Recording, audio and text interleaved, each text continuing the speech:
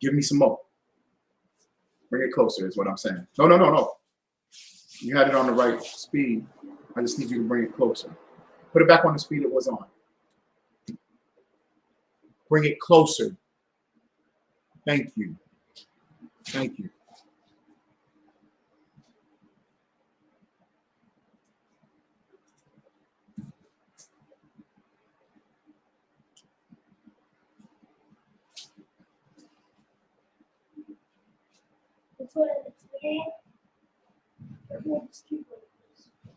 All right. Shalom, Israel.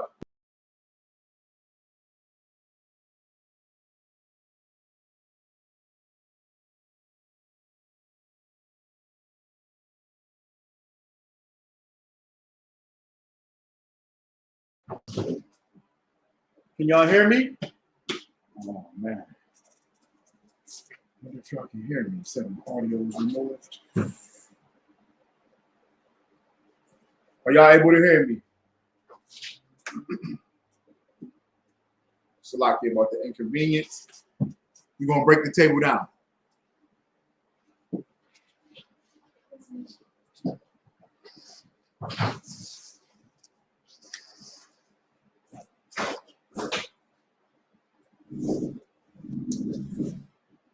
Let's put the, come on, let's do stuff right. Come on.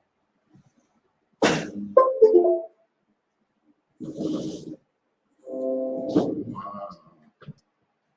All right. Remove that lecture. Please and thank you.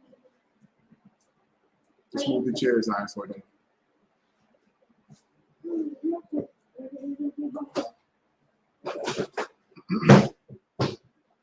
Shalom, Israel. This is the ISUPK, Israelite School of Universal Practical Knowledge. Out of 1 West 125th Street in Harlem, New York City. Since 1969, we've been teaching the truth of this Bible. Right? Okay.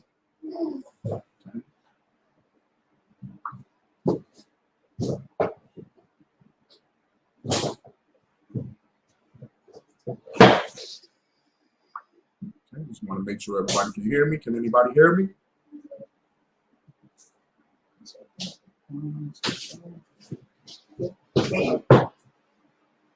It's a lot here.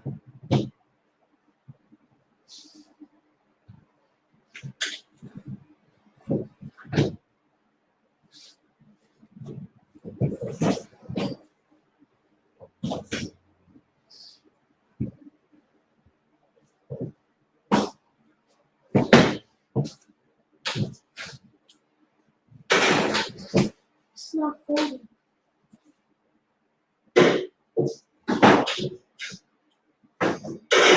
All right. It's not folding. What? Come on, man. Boy, oh boy, man. I'm sorry, y'all, you know.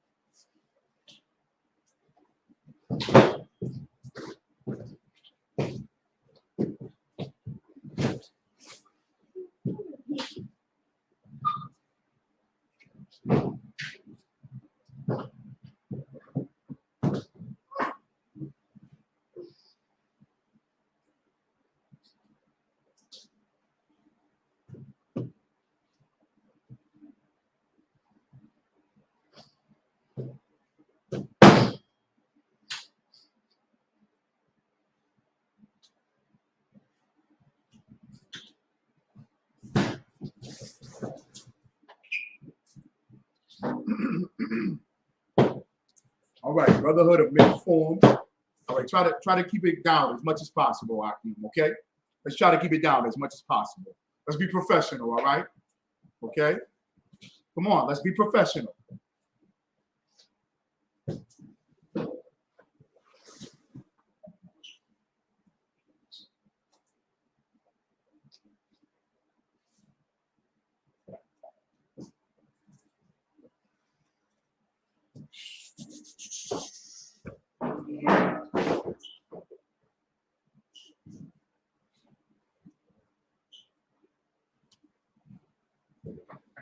All right.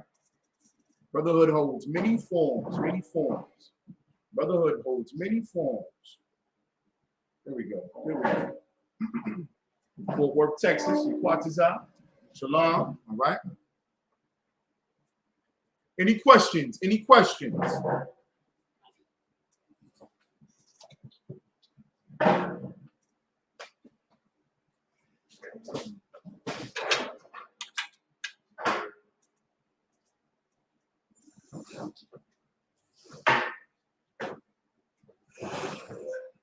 Any questions? Let's get some questions. Let's get some questions. Y'all gonna have some questions now. Every time y'all come to class, you should have some type of a question. Not unless you know it all. And I cannot stand a know-it-all. You ever talk to a know-it-all? I know.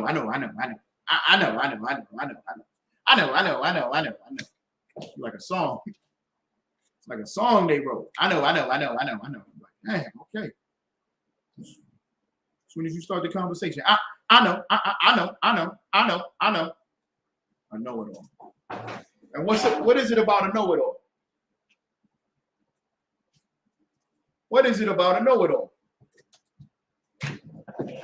Does anybody know? What's the truth about a know-it-all? Shalom. Any questions?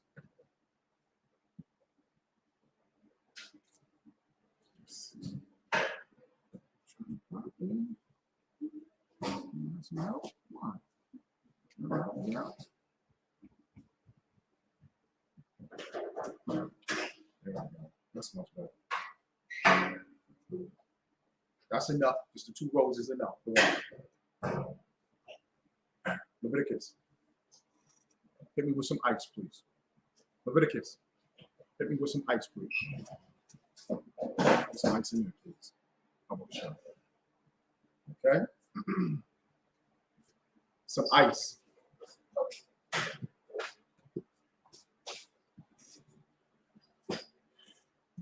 Come on, y'all. Y'all said y'all can hear me.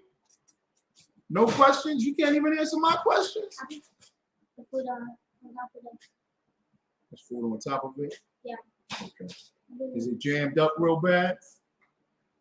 Is there ice in there? If there's ice in there, get me the ice out of here. Can anybody tell me? What is it about a know-it-all?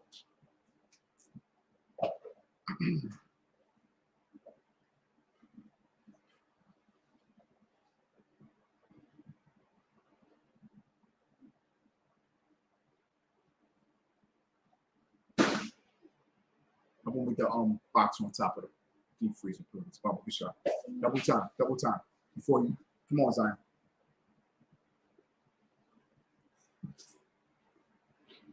Does anybody know what is it about a know-it-all?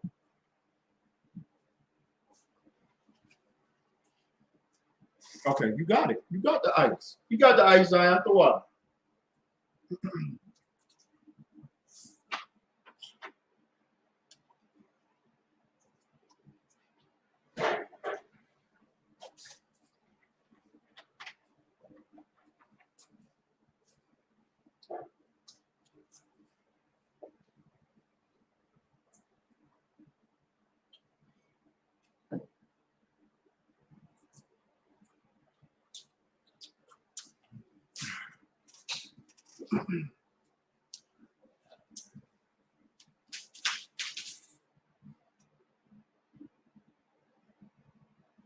Can I get one of those napkins, Barbecue shot?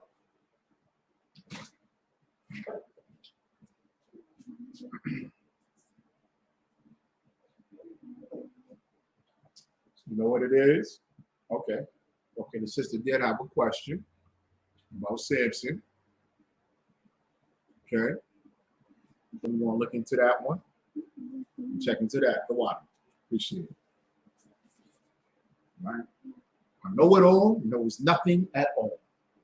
Always remember that. Shalom. So it's always good. It's always to wild to have some questions. Okay. You even want to try to formulate some type of questions because, all right, to keep your mind going. Okay. And you might not always have questions. That's understandable. But you always want to be thinking about the Bible continuously. Okay. Shalom. All right. Okay. Any questions? You pop the questions into the chat. Pop your questions into the chat, all right? Okay. Sister said 1 Corinthians chapter 1 through 16, head covering. Can you break it down, sir? I'm confused when it speaks on the man's hair and the woman hair. Okay. Okay. All right, so we want to go and get that. Now, is there a specific, you saying 1 through 16, sis? Is it a specific verse? Is it the man having long hair? Is that the issue? I'm seeing the sisters having a head covering. 1 Corinthians 1 and 16. Slacker. 1 Corinthians chapter 1, verse 16.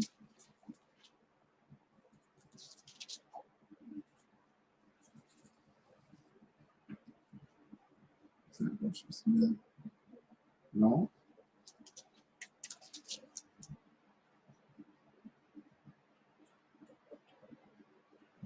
That's not it.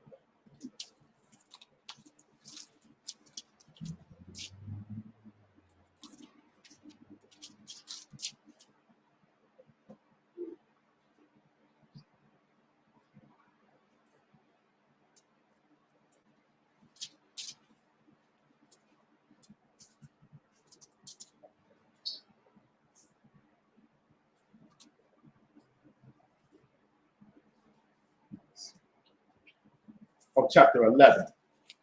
Okay. 1 Corinthians chapter 11.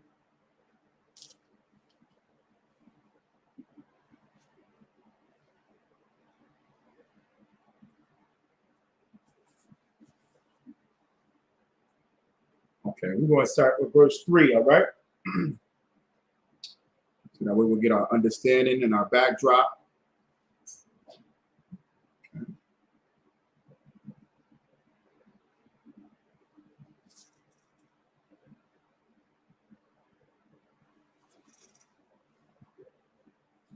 First Corinthians chapter 11. You got verse 3 out? Yeah. All right.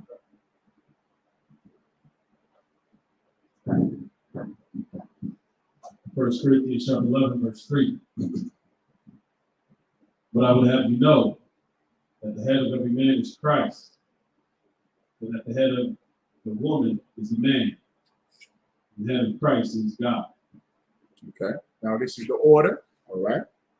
This is the order and how it's set up. The head of every man is Christ. The head of the woman is the man. The head of Christ is the Most High, right? With that, you understand the order. Everybody's fine with that, all right? The water, sis. We're gonna go over both sections. The water for breaking that down. I'll break it down for you, all right? Okay. So everybody understands that. You ought to walk with that. Verse 4. Go ahead. Every man praying or prophesying, having his head covered, dishonor his head. All right. So what it's talking about is the rank. It's talking about is the order and the structure. So it says when the order and the structure is set up, the man has to report, has to be submissive to Yahweh Shai Mashiach. Every man has to be submissive to Yahweh Shai Mashiach. All right? Okay.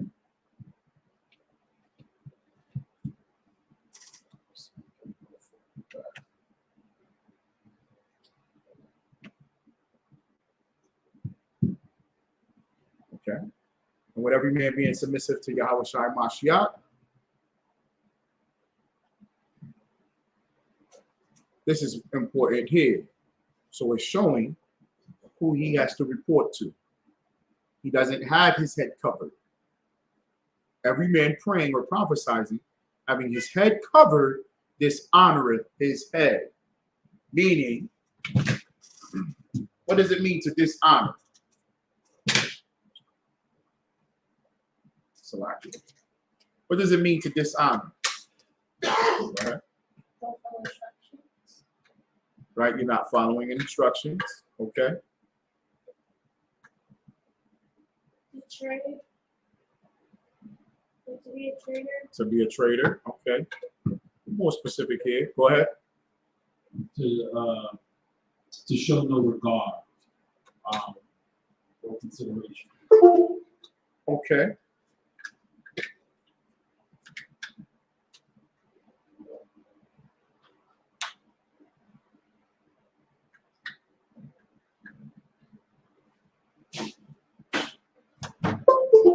All right. Everything that we do in Israel, everything that we do has a point and a purpose. Okay. Wow, I forgot this. Everything that we do, the clothes we wear, okay, the way that we wear our clothes, the food that we eat, we have a dietary law. We have laws about everything. We have ceremonial laws. We have laws on how to deal with each other, how to deal with the heathen. Okay, our custom and our culture. And one of those things is our prayers and our prophecy and how we respect those above us in rank, specifically Christ, Yahweh Shai Mashiach, who is the King, the begotten Son. And with him being the begotten Son, there is a way that we honor him. We don't cover our head. As you can see, we always have an opening in any article in which we wear. We'll wear a crown. That's why a crown goes around the head but does not cover the top of the head. Okay? And that's specific. Why? Because it's to show honor to our head, who is Yahweh Shai Mashiach. Now, it's symbolic, but we also do it because it was commanded for us to do it. That's correct, sis. The sister said to bring shame. Absolutely correct. All right? So it will bring shame on us to speak with our head covered. And it will bring shame upon whom we follow as our head. Verse 5. But every woman that prayeth or prophesieth with her head uncovered dishonoreth her head. For that is even all one as if she were shaven. Okay, let's break it down. Read it again. 1 Corinthians chapter 11, verse 5. But every woman that prayeth or prophesieth with her head uncovered. Okay, praying and prophesying with her head uncovered. Now, sis, if you have more questions about it, if I'm not bringing out exactly what you was looking for, please just type it in, all right? That is talking about being in class. That is talking about praying to the Most High. Okay? When we're praying, when you're learning, even when you give the salute, because the salute is what? What is the salute that we do?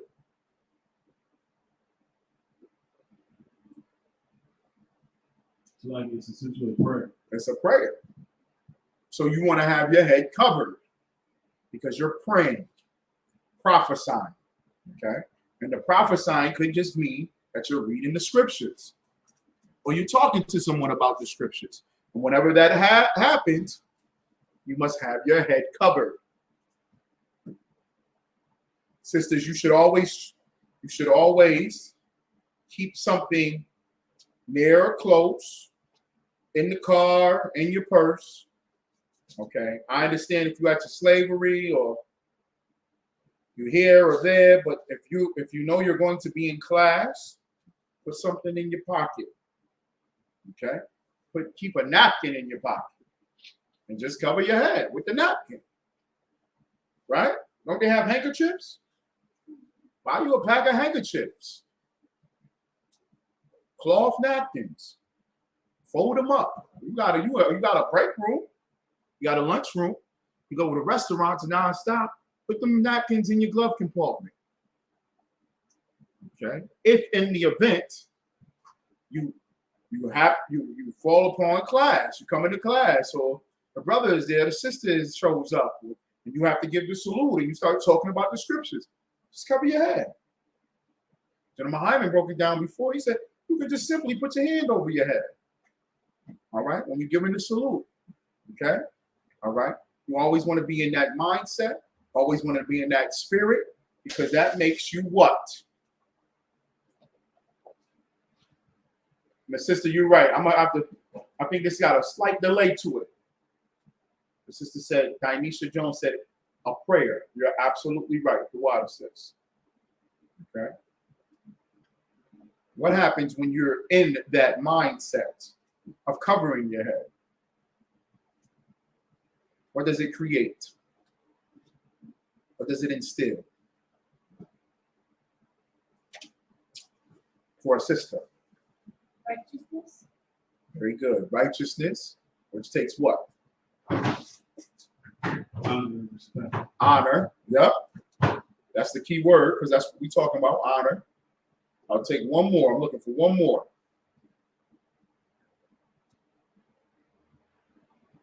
I got him, though.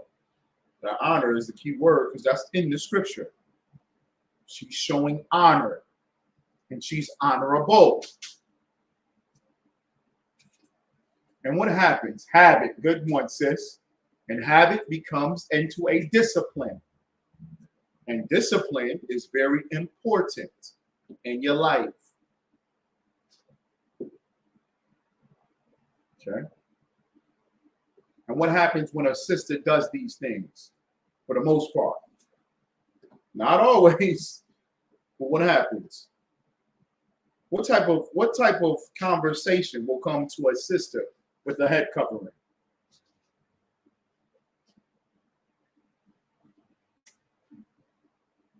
What type of conversation comes to a sister with the head covering? Tanisha Jones. She is submissive to the man in Christ. Bring honor to her head. That's correct. Tanisha Jones, what type of conversation comes to a sister with her head covered?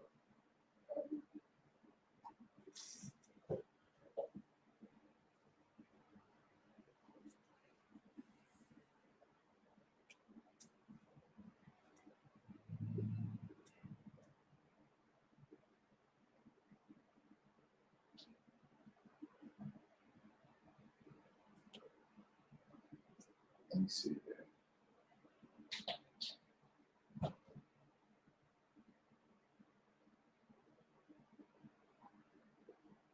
A righteous conversation. Very good, sister. A righteous conversation. Compared to what type of conversation? What does it do? What other type of conversation could happen if she doesn't have her head covered? I mean, it's possible she still could have that conversation, but it's more likely to none that she wouldn't have this type of conversation. What type of conversation am I talking about?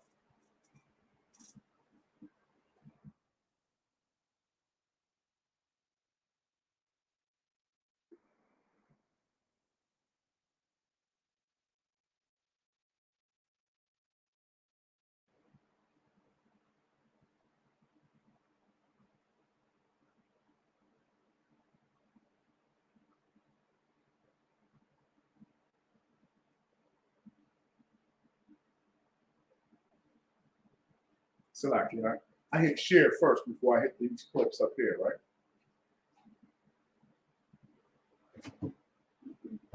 I hit share first. And then share screen. You can't get the side one. Okay.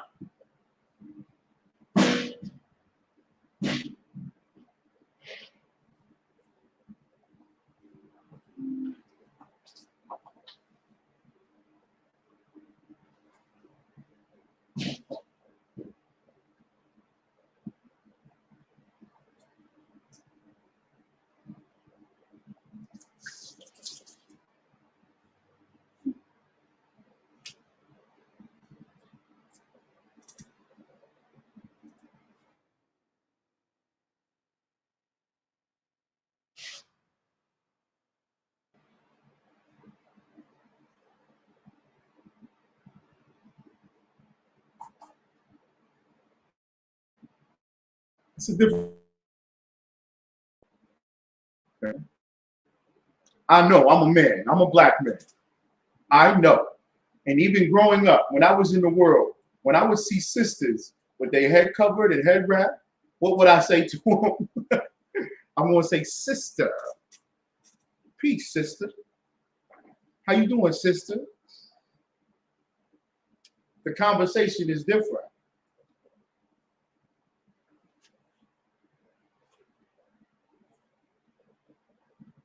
Right? The conversation is different.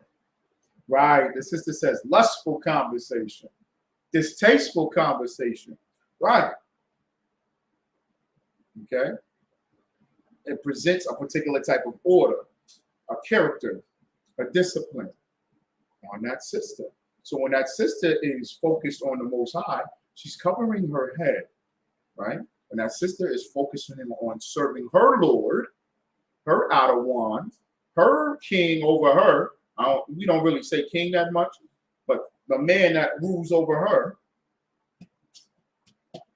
she's covering her head to show him honor. When she prays and prophesies, when she comes to class, because that's all class is praying and prophesying. Prophesying means breaking down the scriptures as well. Okay?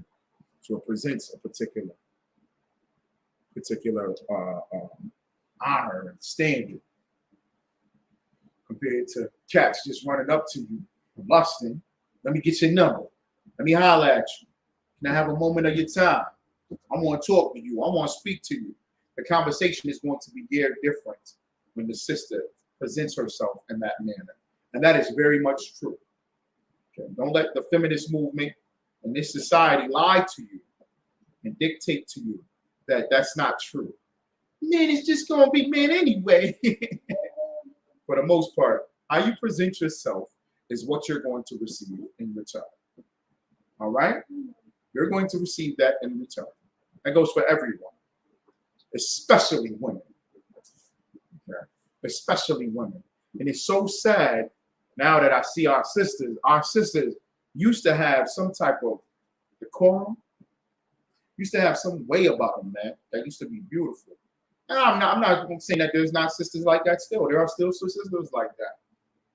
Sisters that wake up in the morning and they know they have to look a particular way to present themselves. They're not walking around in pajamas and bonnets on their head all damn day long. That's rough. How are you going to be received? Okay. Wash your face. Brush your teeth. Look nice. Especially if you are partaking in the Lord's service, class, a high holy day, the Sabbath. All right? Cover your head. Wrap your head up. It shows honor. Okay, read the second part of verse 5. For that is even all one as if she were shaven. What does that mean?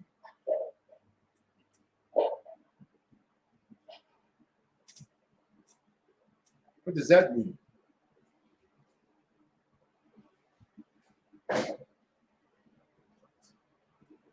Sister brought up a good question. Or it's like she's shaving, right?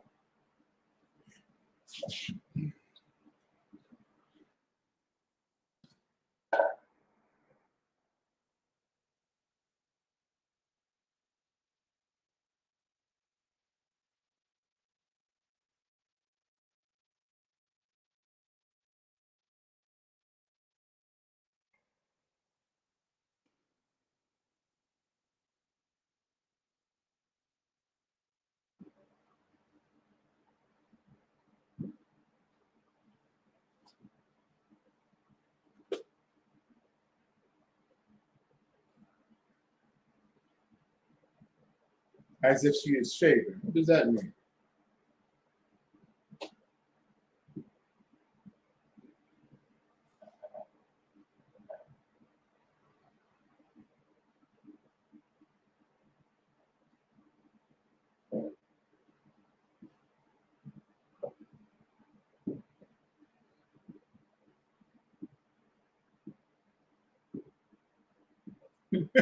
What does that mean?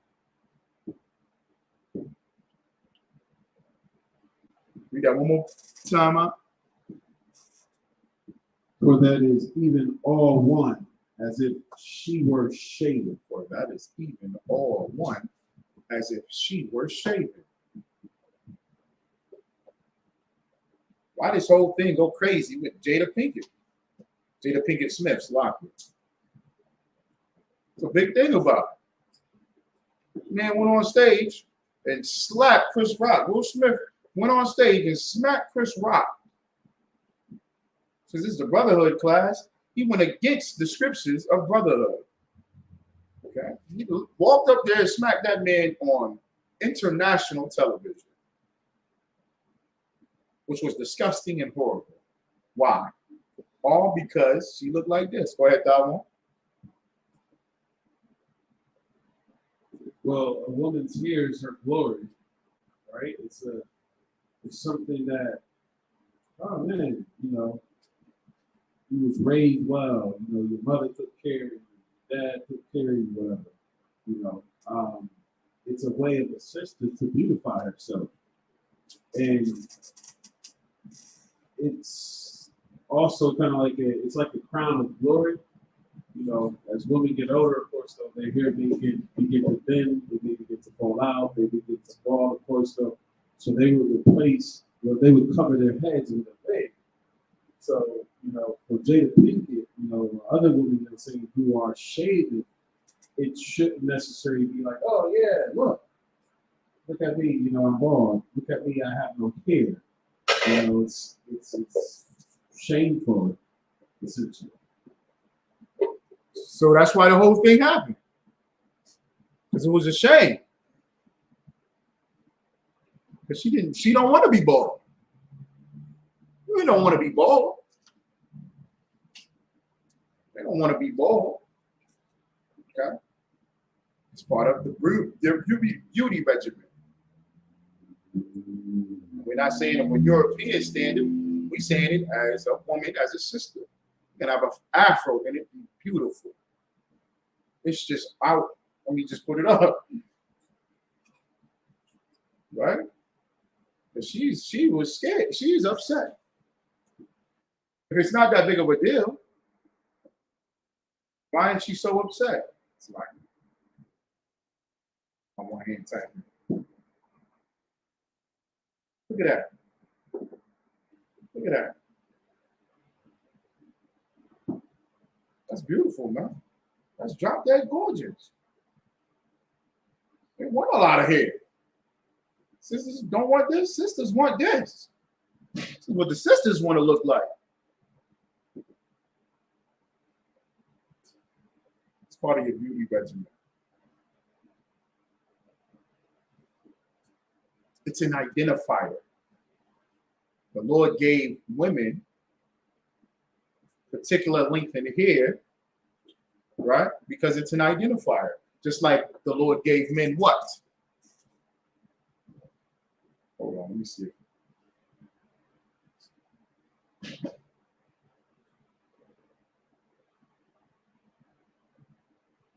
A bald head. That's right, sis. A bald head. That's not honorable. They don't want to look at that bald head.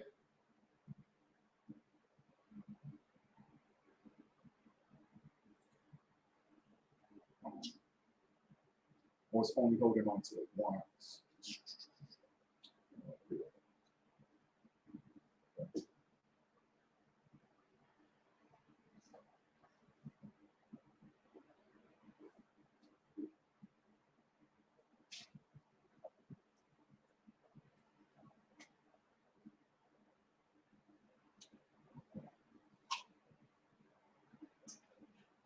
Very, very good.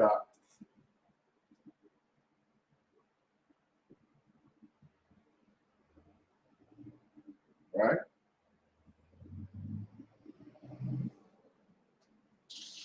Very good. Beards. That's it. Very good, sister. Beards. The Lord gave us beards as an identifier. It's a badge of honor. You look in the Bible dictionary, the beard on a man's face is a badge of honor.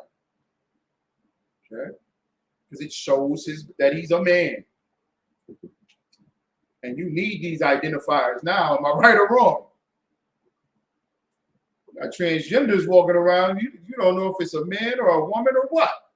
Woman or a man. You don't know who a woman or man. You got the woman looking like a man, the man looking like a woman.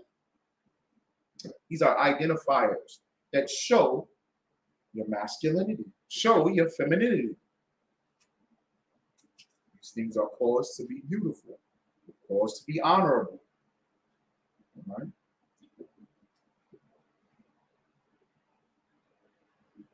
Okay.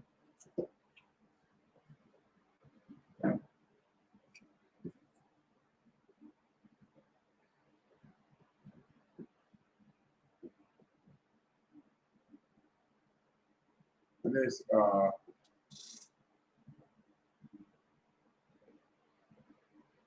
okay. So to be shaven, to be bald, does not show an honor.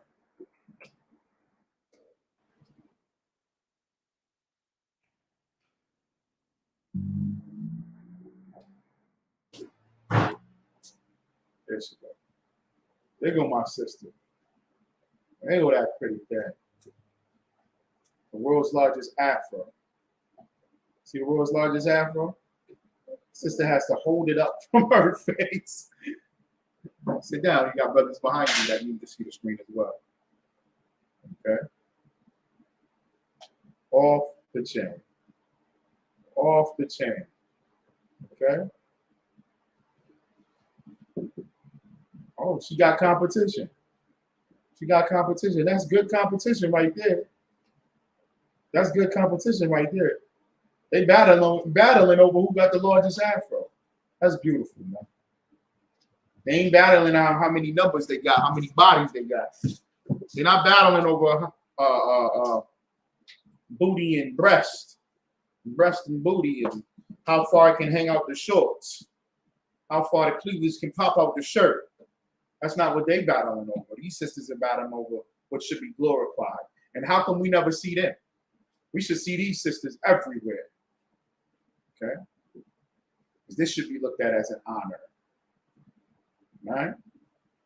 Most High encourage. Okay? All right?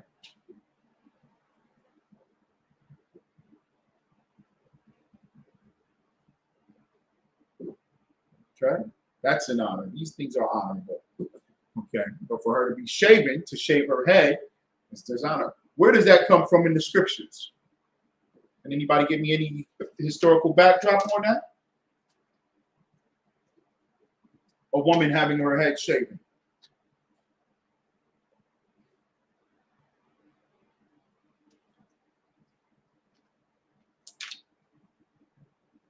Where does that come from?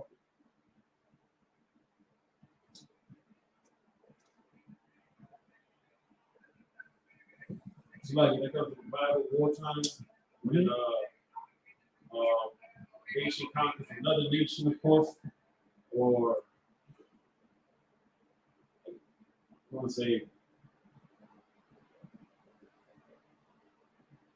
when one group conquered another group, the woman would shave their head, as a form of like mourning, as a sign of, being shamed, of course. Well, she wouldn't shave it. Right. The man would shave it. The man that would take her as captive, all right, okay, in war, he would shave it. Go ahead, Al. Right. So, yeah, I mean, that happened. She would start over. She would start fresh. Right. Okay. But it wasn't honorable because her family just lost. Her family just got slaughtered. Her nation just got beat.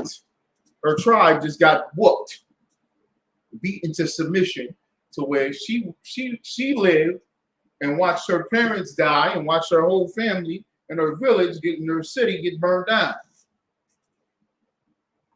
The man takes her and he shaves her head. Or has her head shaved. Okay, I'm gonna get to it, Sister Jones, Dinesha. Dinesha, did you get your name?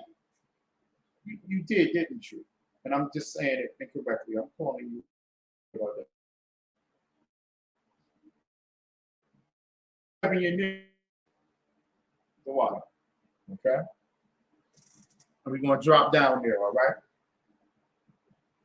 Okay, but that's so the brother is absolutely correct. Comes from war, and that's not honorable that you lost. You should be ashamed and embarrassed when you lose. Okay, all right. And Jada Pinkett, filled with pride. She is so full of pride and lust and vanity. Khan says, Most High in Christ, Lord allow, you're gonna get that name soon. All right. Okay, keep rocking in the school, keep coming to the classes. That Dallas camp, them some mighty brothers down there in Dallas. Some mighty men, okay? Keep rolling with the brothers. That whole Texas zone is on fire. Most High in Christ. So shout out to those brothers and sisters in Texas. Okay. All right. But yeah, that's not honorable. Okay? For the head to be shaven, she shouldn't be looked at as something great. Jada is so fake and phony. She said she's going to rock it proudly, didn't she? If she's going to rock it proudly, what was the big issue about? What was the big issue then? Because she knows she still hurts for having a bald head. She knows that still looks ugly. She knows she's still a disgrace. Okay? She knows that's still trash. Come on. Okay. Read the next verse with me. For if the woman be not covered, let her also be shorn. But if it be a shame for a woman to be shorn or shaven, let her be covered. That's right. It's a shame. It's a shame. What happens when a sister is battling cancer or alopecia? A beautiful sister, a sister with the inkling of righteousness or knowledge. What does she generally do? What do a lot of those sisters do?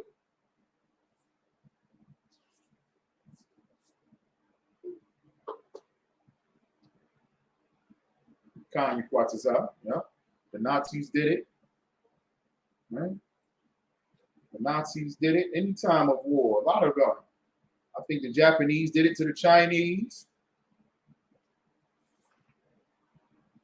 Right. Okay, sister. So now follow me. She loses her hair, right? Cancer, alopecia, some type of disease that affects her to where she loses hair. Dionysia Jones. Then what does that sister do? After she mourns and feels upset and sad, a sister with some strength, a sister with some integrity, what does she start to do?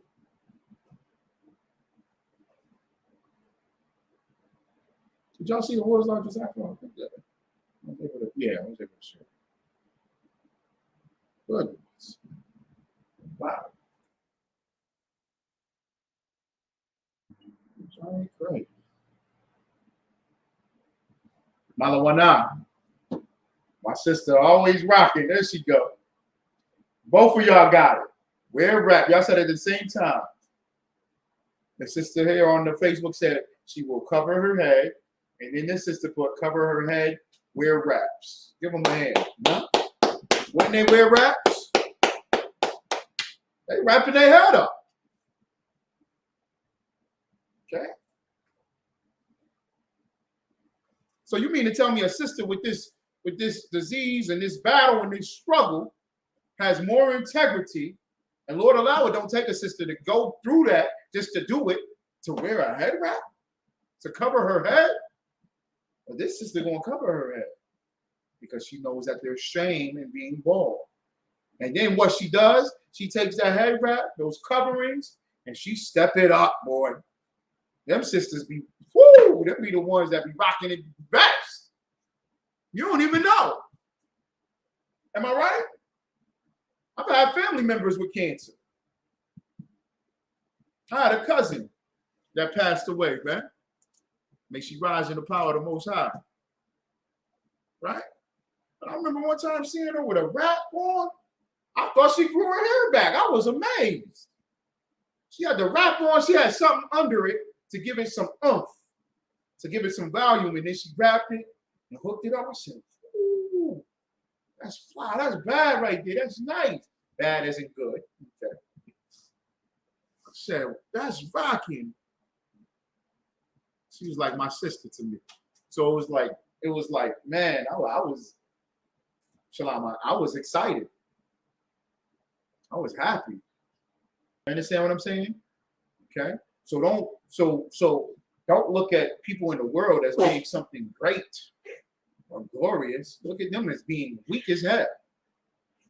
They can't put on no rap like you can, sis. Sisters in ISUPK, oh my goodness. Passover come, them high holy days, I'll be seeing them raps. Sisters be, they'd be fly. They'd be right. They look nice. Okay. Now you don't have to tuck all your hair under it and cover every ounce of your inch of your head. You still have your hair done, and y'all know how to do it. All right. It's a powerful thing. Okay. Now I think right here.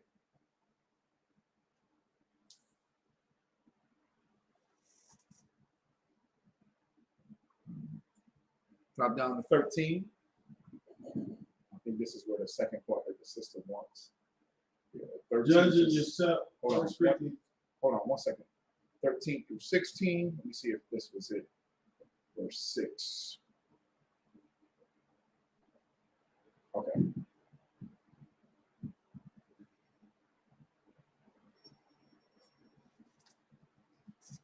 Go ahead, I. 1 Corinthians chapter 11, verse 13. Judging you yourselves, is it common that a woman pray unto God uncovered? Judge in yourselves. What is Paul saying? What is Paul saying?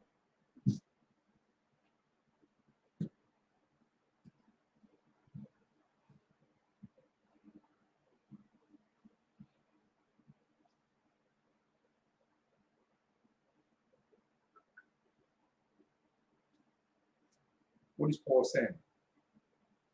He's just saying, ask yourself a question. Basically, that's what that means. Judge in yourselves. He's like, y'all talk about it. You think about it. You make a decision about it. And then he asks a question. He asks a question. And he says, is it comely that a woman pray unto God uncovered?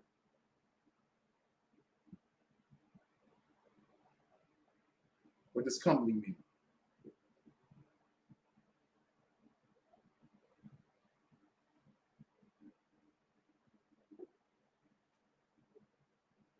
What does comely mean?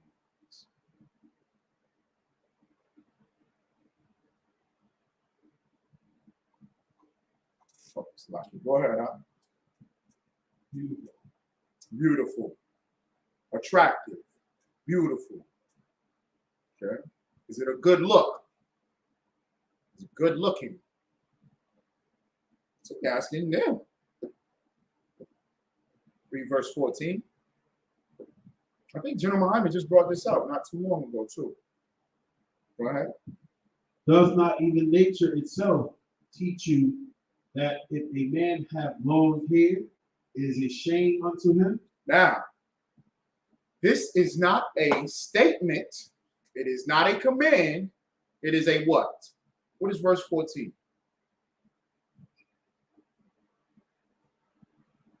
Comely means beautiful. Good job. What is verse 14? Read it again. 1 Corinthians chapter 11, verse 14. Because the Christian church doesn't get it. And the reason why the Christian church doesn't get it is because they're not seeing that it's not a command. Go ahead, read it. Does not even nature itself teach you that if a man have long hair, it is a shame unto him? A man have long hair, it is a shame unto him. Isn't it a shame unto him? No, it's not an opinion. So what? What is it? We in English class right now.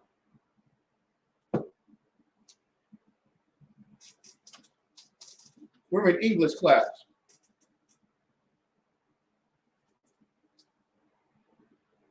We're in grammar.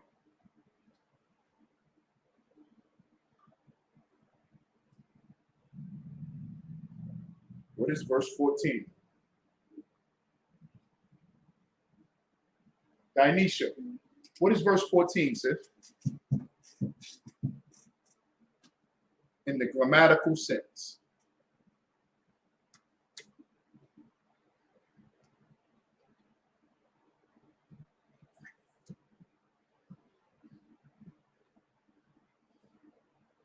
There she go again. She got it. Another one, yeah, got it. It's Dionysia Jones. Y'all both got it again, man. This is on point. It's a question. It's a question. So it's not a command. It's a question. All right. Which means if a question is asked, the answer of the question is why he asked the question. Okay. Just like we do, just like I do all the time. I'll probably get tired of listening to Captain Azania because all I do is ask, what does that mean? What does this mean? What does this word mean? Write that down for me. Who is it? Where is it? When is it? It's a question. It is a shame unto him, and it's a question. All right? It is natural. He's saying it is nature. A man can't stop his hair from growing because it's nature. So it's not a shame that a man has long hair. The Christian church look at the scripture and say, men not supposed to have long hair. That's not true. It's nature that it's going to grow.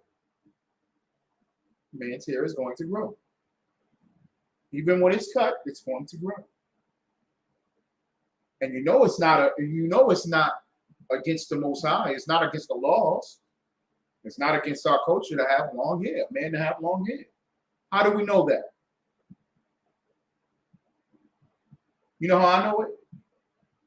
You know how I know it? Because I joined the ISUPK and I seen everybody rocking braids. And I said, I'm going to get me some braids. I seen everybody with afros. I said, I'm going to rock an afro. That's how I know it. That's how I know it. I'm tired of everything trying to be so complex. The only reason why people try to be complex is because they don't know a damn thing. They're dumb. They're confused. They're stupid. They don't want to just follow the order.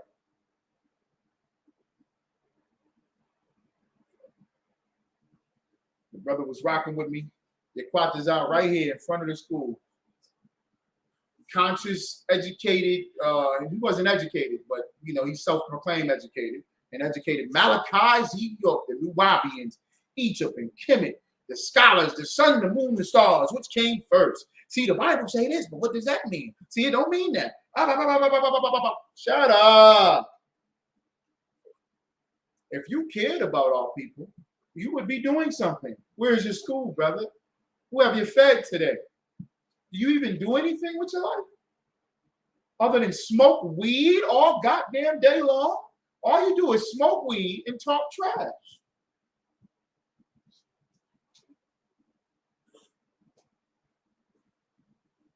All you do is smoke weed and talk trash.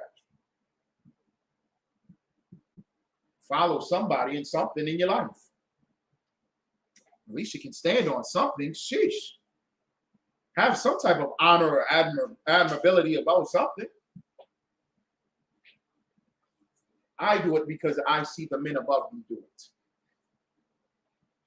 Then when you look in the scriptures, there are countless numbers of scriptures of men having their hair braided. Men with long hair. What was David's son named? Absalom? I think I might be I think if I'm trying to correlate the story, he the one that was riding on his horse, and his head got stuck in a branch, and it snapped his neck because he was being wicked and went against his father. Get it stuck in a branch in a tree. You're gonna have to have an afro. You're gonna have the afro puff in the back. Man, Solomon, David, all of them had braids. Even we can conclude that Yahweh Shai had braids. Wasn't one woman rubbing the oil in his hair on his scalp? What happens when a sister, a black woman, a black Hispanic, a Native American woman, rub oil on your scalp? What is she doing? Can somebody tell me one of the greatest feelings on the planet? Sisters, what was that sister doing to Yahweh Shai?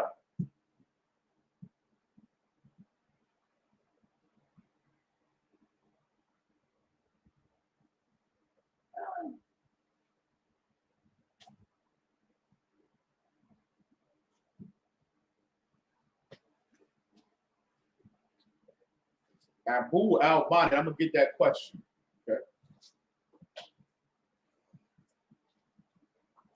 Before I get your question, Abu, type in your nationality, your so-called nationality, your nationality, where your forefathers are from. Where's your father from? And your grandfather on your father's side. Give me that, Abu. Okay, you know what she was doing? She was braiding Yahweh Shai's hair. Okay. She's putting oil on his scalp. You know what happens when a woman puts oil on your scalp? What's she doing? She's parting it, ain't she?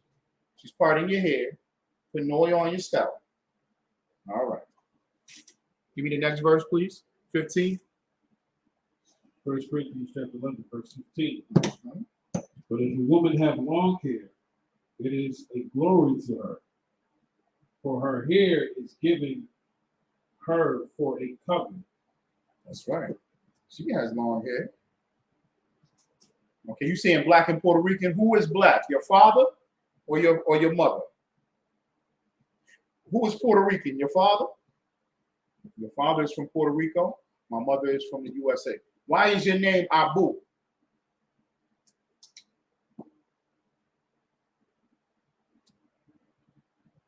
Did your parents give you that name Abu?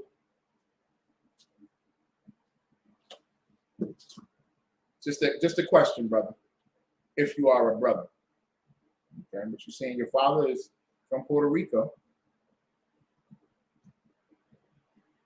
Okay, let me get back to here. But if a woman have long hair, it is her glory to her, for her hair is given for a covering. Okay.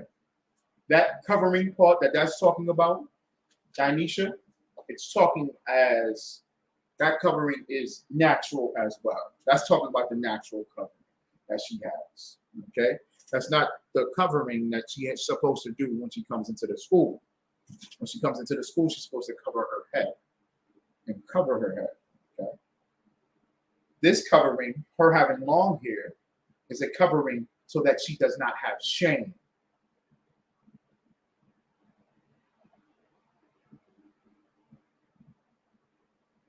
Abu means father, bonnet means daughter. I don't get that, man. I'm a father of 3 daughters. Okay, man. All right, brother. Leave that Islam. Leave that all that stuff alone, brother. Okay. The sister says, "Kind sir," so she understands. So the covering is to cover her from shame. Okay. It's a natural covering that the Lord gives a woman so that she is not ashamed. Read verse 16. But if any man seem to be contentious,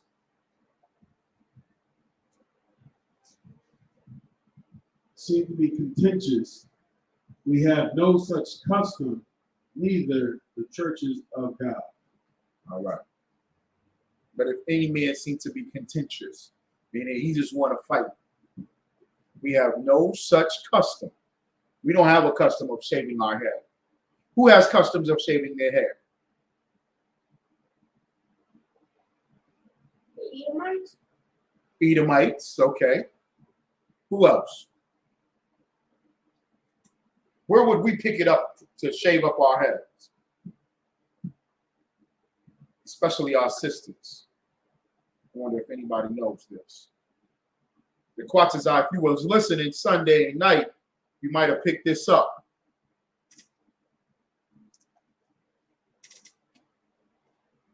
What heathen had a custom of shaving their head?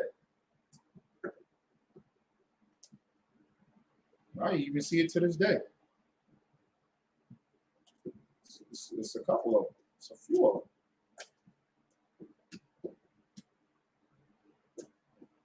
Quatazai, what you mean Buddha? Yup, Buddha. Buddha is not a nationality or a group of heathens. The Africans, okay, yep. There's groups of Africans. Which Africans? The Quatazai got it. The Egyptians. Do you know the Egyptian women, when they became part of the religious sect, they would shave their head. You know Nefertiti, whom we love. We used to love Nefertiti. In the world, you love Nefertiti, didn't you? Tupac had it tattooed on his chest. I had the necklace. I know in the early 90s, everybody had a little Nefertiti on their neck. Had the Nefertiti on there. Nefertiti was the queen image of beauty. Nefertiti was a bald-headed hoe. She was a bald-headed hoe. They would go in that temple. I'm gonna answer your question, Abu. Just be patient, all right? She would go into that temple. She would pray to the gods and the goddesses and all that stuff. And they would shave off all the hair on their body, even the hairs on their head. You know why? One of the reasons being is because of STDs, sexually transmitted diseases. And Nefertiti is looked at this great priestess that everybody worships and adores and thinks that she's beautiful. She was not beautiful. She was a hoe that had sex with everybody that came to worship at that temple and in them pyramids, right? So all those gods, they would have sex to the star gods and have sex with each other and would have to shave off their hair because they would have lice and crabs and STDs all over them. And they took it as a sign of beauty for a woman to shave her head bald. And now they had a woman shave her head bald because of what? To make her look like a man. Because there's a lot of homoeroticy. There's a lot of LGBTQ in these other nations. That's where all that stuff comes from. And it's permitted. It's accepted. It's permitted and it's accepted. Okay? Permitted and accepted. All right, so there's groups of Africans that do it. What is on here? He put Buddha. So I'm thinking he's talking about the Elamites, the East Indians in India. They shave their women's heads. They shave their daughter head, and they sell it to you. They sell that hair to you, and they do it as worship in the temples to their gods, to their goddesses, and all that trash, all them demons, and all that disgusting foul filth. All right. That's not our custom. We don't hold that as a custom. We don't believe that. We don't partake in that in our schools. When you see church in verse 16, church is the same word as school. That's why it's the Israelite school of universal practical knowledge. And we have different, we got this school, there's one body all over. Okay? And we follow the same doctrine, the same philosophy, the same protocol. We follow the same laws, statutes, and commandments. We are one. Get out of here if you don't want to follow it. If you want to be a sister that cries and complains about, oh, I got to cover my head up. Don't do it then. Get your ass out. Slide it. Come on now. It ain't that simple. Damn. Brother don't want to take his hat off. I just feel comfortable. I'm taking my hat off. Then come on, man. Come on now. You can't do something so simple as to take your hat off. You're not fit for war, brother. You're not willing to live and die for the Most High. Same with you, sis. Okay, you sure enough know how to cover that damn head when you're running to the grocery store, dropping the kids off to school or at work, or just about your day. It's your day off, so you go everywhere. And I'll just be like, damn, do you even care? Nobody cares anymore, I guess. You just don't care that you got this big old bonnet on your head looking like this, looking like a bag of popcorn or Jiffy Pop on your head. I'm like, damn, just, do you think you look attractive with it? All right, let's get a Boo's question. Abu said his father is Puerto Rican. Abu, if your father is Puerto Rican, a so-called Puerto Rican, okay, according to the Bible, you are an Ephraimite. Your father is an Ephraimite. You come from the tribe of Ephraim, of the nation of Israel. You are an Israelite. Okay? Is there any more to that, Abu? You are from the tribe of Ephraim. How do you find it? You follow the scriptures. You get in class.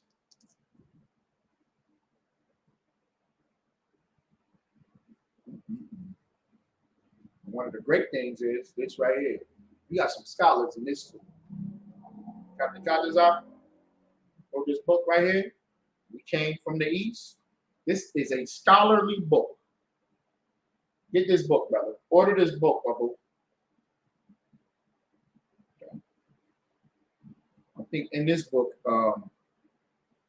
he goes over he speaks about and breaks down a stone that was found in Puerto Rico and just other historic events that point and prove that they are from the tribe of Joseph, which is the tribe of Ephraim. Okay? Can I purchase that book? Yes, you can. Please do purchase the book. Getting all these classes, purchase this book. This book is on Amazon. We came from the East.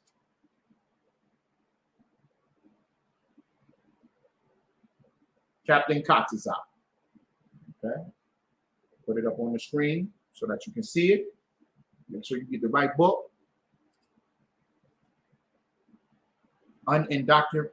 Unindoctrinated. Unindoctrinated. All right. We got a whole series. You can see we got the books over here. Grabbing the books. Okay. Reuben Excellency. Reuben My Excellency.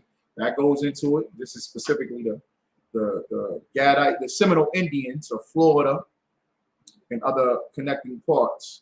Let's break it down as well. Get this book too. What's the title of that book, Lost Tribes and Promised Lands? Lost Tribes and Promised Lands. That's a good historical book. Okay. And the reason why we have utilized these books is the scripture says the earth will help the woman. And that's a prophecy. The earth will help the woman. The woman is Israel, the 12 tribes. We dig up from the earth, meaning finding artifacts and history. Okay. That shows who we are. We don't look at these books as something to worship, to praise, to put it together as the law, statutes, and commandments, because none shall want hurt mate. When you read the scriptures, all of them pointed out. And all that the brother was doing, Captain Katiza, okay, and the brothers in the school who have these books and breakdowns, all we're doing when we use these books is just showing, okay, this scripture here says this about Ephraim, and this is what was found. Okay. When Christopher Columbus came to Puerto Rico, he came to the Americas, he brought a Hebrew translator. The reason why he brought a Hebrew translator is because they knew that those people over there in the Americas, quote unquote, Asphar, speak Hebrew. They knew that because of the Apocrypha. They knew that we traveled over here in the Northern Kingdom. Traveled. Took them a year and a half on ships as they traveled. Down the east coast of Africa, around the Horn of Good Hope, the Cape of Hope, into South America, and they migrated up from South America up into the islands, Central America. And I'm saying America because that wasn't the term back then, but that's the term now, so that you can understand. Central America and North America. Okay? So y'all get those books as well, but you're going to get these breakdowns too. It's in the Bible. It's in the scriptures. You keep coming to class. All right? Any other questions?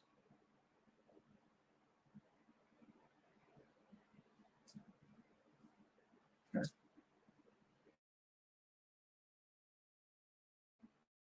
More read.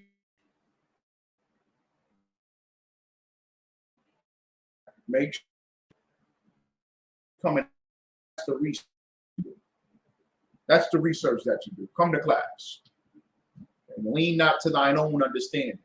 Get into the class. Get into the class, all right? That way you ain't just, oh, yeah. Okay. So the weed man said that the Puerto Rican came from outer space. That's why they call him Puerto Rock. So they saying the Puerto Rock come from the rock from outer space. I get it. No, stay in class. Okay? Get in class so you can get a righteous name and a true name. You can get the truth and let the truth be inside of you, brother. All right. Any other questions? Bring out. Any other questions?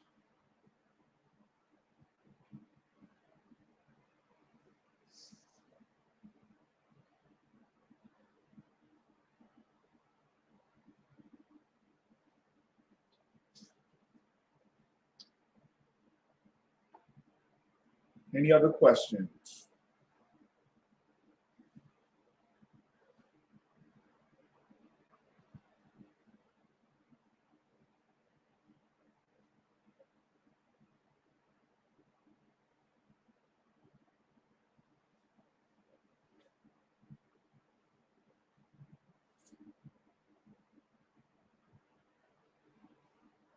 Oh, it comes in on the stream.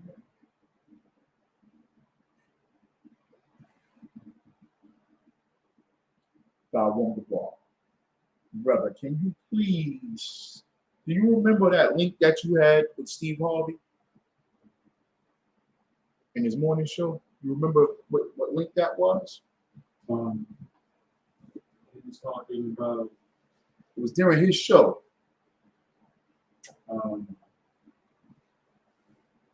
his team glory. Yeah. That was one whole clip, right? Okay. If you can find that, Baba Kushar, we're going to talk about the brotherhood that Steve Harvey does not have for Michael B. Jordan. Okay. And that you have to be a brother even when you're giving your daughter's hand away in marriage. Even when you're giving your daughter to another man, you still have to have brotherhood. That is a law. Sisters, as you're courting a man, you should have sisterhood towards that brother. Brothers, you're supposed to have brotherhood, Salakia, to the sister. Okay? Brotherhood comes in many forms. It's like a Swiss Army knife. You might know what a Swiss Army knife. You ever seen a Swiss Army knife? What is a Swiss Army knife? It's like it got many knives too. Very good. Has multiple knives on it, multiple tools. It's got a corkscrew. It's got a screwdriver. It's got a bottle opener. It's got a poking knife. It's got a shredding knife. It's got a slashing knife. Some of them, don't they? Some of them got a little hammer to it.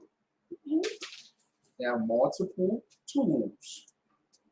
Brotherhood has multiple weapons in one weapon, meaning that you're supposed to show brotherhood in all aspects of life.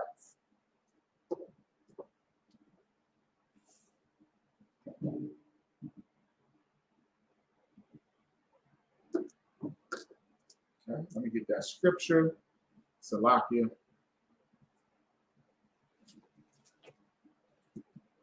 For what? 5-1. Could you, Baba Kushar, send it to the email for the upstate page? It's already there?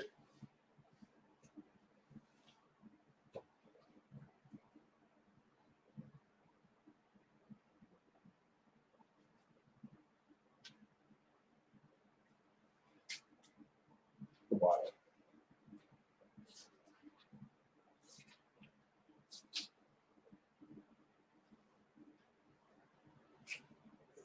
All right, the water. Let me get that precept. Okay, what's the precept of the woman? Okay, when men take a woman, right, and he has sex as the consummation of marriage with the woman for the first time, there has to be a sheet under her. Okay, let me find this scripture. You know what I'm talking about? Anybody know what I'm talking about? Yeah.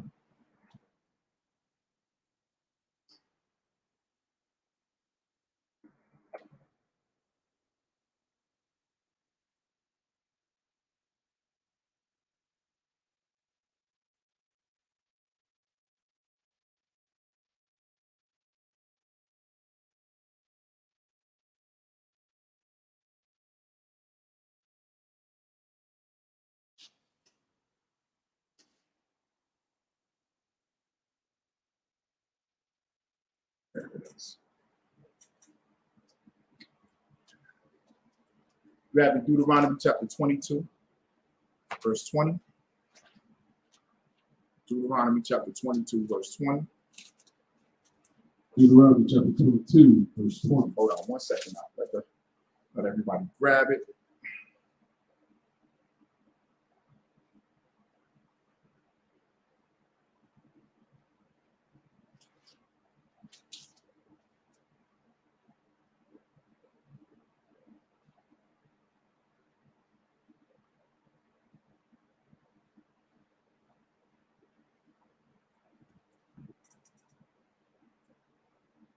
Okay. Call it out one more time for me, Baba Kushar. Deuteronomy chapter 22, verse 20. And that's the one, right? Okay, go ahead. Yep. Go up one more verse, Salakia.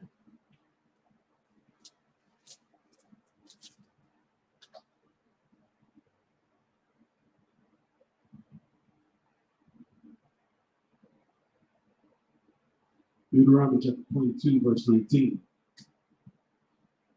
And they shall immerse him in 100 socket.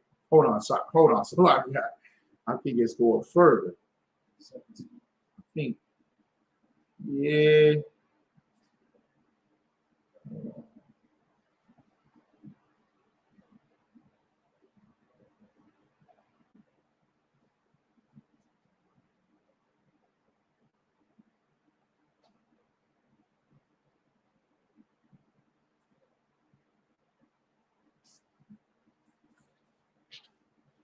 Okay, verse 17. Yep, the one.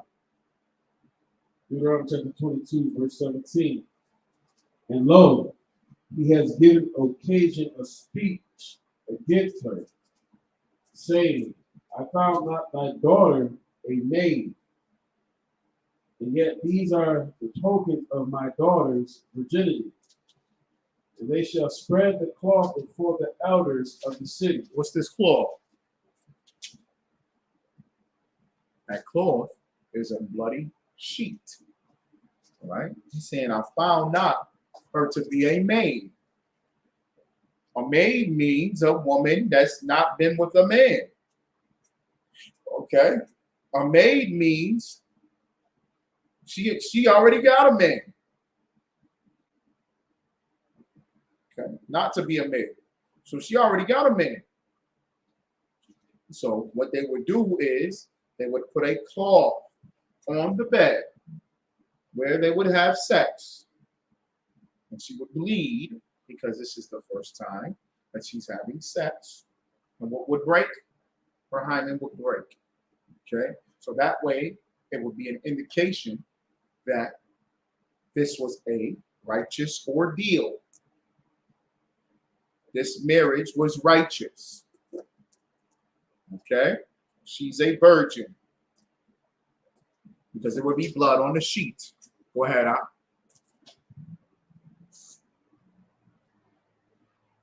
And they shall spread the cloth before the elders.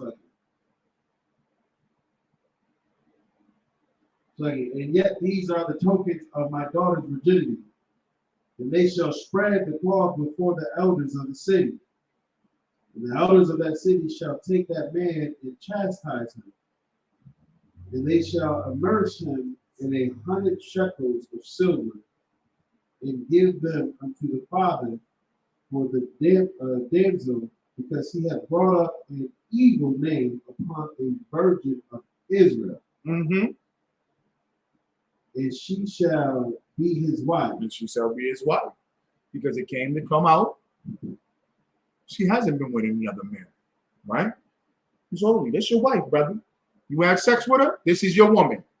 This is your wife. Keep going. He may not put her away all his days. You see how righteous that is. That woman, you be talking about that in your class, right? Didn't you just talk about that last week, Wednesday? You have sex with a woman, you cannot put her away.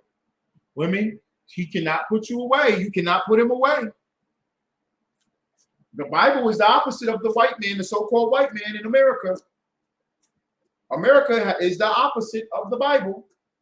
You don't have sex with somebody just to find out how good they are in sex. And if you don't like it, well, go on. He told me a lie. He told me he was all that and he was nothing. Oh, I really wasn't satisfied with her sexually. So I put her away. That is demonic. That is disgusting. That is Lori Harvey. That is filthy. That is hoism. That is Future. When I say Future, I'm talking about the rapper Future and how disgusting these cats are. These cats meet a woman with Plan B pills in their pocket. Say, here, take this, swallow this Plan B pill. Because I'm about to run all up in you. And shoot this club all the way up. Take this pill. Here, baby. What Rick Ross say? Didn't Rick Ross say he popped it in her drink? He raped the woman and put the Plan B in the drink. Damn. Is he still the #1 selling rap artist? Oh, wait. Or top 10 selling rap artist? No, nobody cancel that culture. The Bible cancels it because it's filthy and disgusting to just look at sex as something light, as something is casual. They call it casual in the Americas. They call it casual across this globe because the oppressor is the devil that the Bible speaks of. Satan rules the air. And they are opposite of the Bible. Casual sex. Everybody just have sex. Free love. Everybody just whatever. Well, I ain't like it, so I just go, you horrible and disgusting. Change your life. And you need to be told that. I can't cater to you. I can't touch you. Is you all right? Don't feel that way. It's okay. You're going to change. One day you're going to get a man. I just watched a documentary of Janet Jackson. I'm so happy to be a mother now. I said, damn, where's the father? Who's the father of this baby? As I heard, the father of Janet Jackson baby was what? Some rich, bubblehead, ugly-looking Ishmaelite, Arab. Some prince with all the oil on the planet, got all types of money. She just gonna have his baby for him, and he ain't nowhere to be found. Because y'all disgusting. Just having sex. He got to have sex with Janet Jackson. Paid for it. No, I have a baby now. You should be looked at like, what the hell wrong with you? You's a hoe too, Janet. You let Justin Timberlake pop your titty out. Oh, he's embarrassed. Oh, so everybody goes like this, Janet. Stop it, Janet. Oh, you're all right. Everybody, ho, you're okay, ho. And if y'all don't go like this, y'all go like this. It's okay to be a hoe. Let everybody know I'm a hoe. Ho, ho, ho. Yay, hoes. It's cool to be a hoe. I'm F-R-E-E.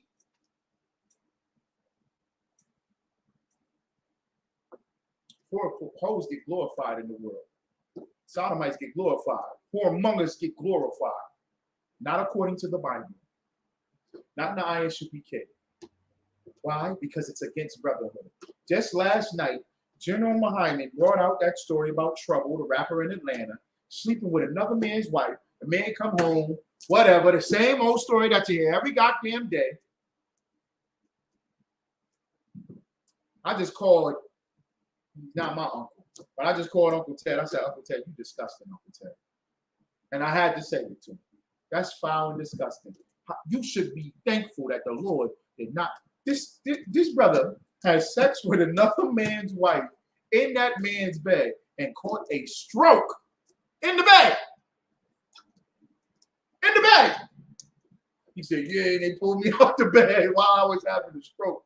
I was laying there having a stroke, and she pulled my naked ass out the bed, and she couldn't get my clothes on me. She had to call my cousin to come over there. I said, and you still mess with hoes? The Lord could have took you out right then and there. This is what the Bible says, man. This Bible is about honor and brotherhood. We're going to find how filthy and disgusting Steve Harvey is. We should cancel Steve Harvey. Didn't we cancel R. Kelly? If we canceled R. Kelly, we should cancel Steve Harvey. When Thon played this last week, I said, that is disgusting what he said. Because Steve Harvey would sit up there every day. They say, how do you feel about Michael B. Jordan? You know what I like. I still put him through the ringer. He's with my daughter. So I tell him, you better treat my daughter right. You funky behind, funky mustache looking Mr. Potato Head. You need to tell your daughter to treat that brother right. That man right, because that's your brother. Read the verse for me, Rob. Verse 20. Verse 20. But if this thing be true, and the tokens of virginity be not found for the damsel, then they shall bring out the damsel to the door of her father's house. That's right. And the men of the city shall stone her with They should stones. do what? And the men of the city shall stone her with stones. Keep going. That she may die. Because she has wrought folly in Israel. She did what? Wrought folly. She did what? Wrought folly. What does wrought folly mean? What does she have wrought folly to Israel? What does that mean? Because she has brought folly to Israel.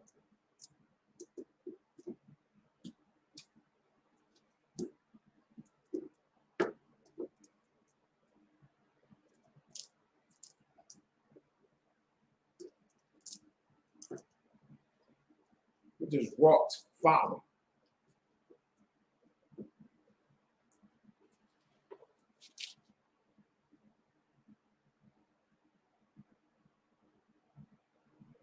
That's heavy. That's it, brother. Complete disgust. Yes, rot, folly. Like made Israel look like a joke. And does Israel look like a joke today?